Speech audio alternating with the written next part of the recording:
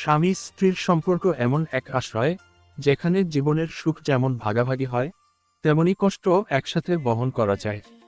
দুজন দুজনের কষ্ট ভাগ করে নেওয়া মানে শুধু কথা বলা। যে কষ্ট ভিতরে জমে থাকে, সেটা ভাগ না করলে সম্পর্ক ভারী হয়ে যায়।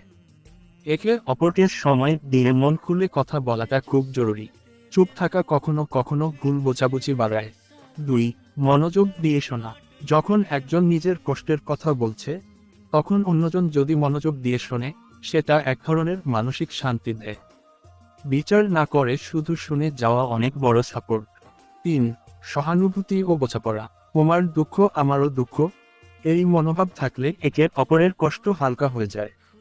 একসাথে কাঁদা মানে দুর্বলতা নয়, বরং একে অপরের প্রতি গভীর ভালোবাসা। 4.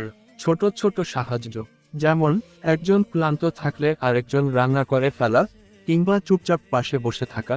এইসব ছোট ছোট জিনিস কষ্ট ভাগ করে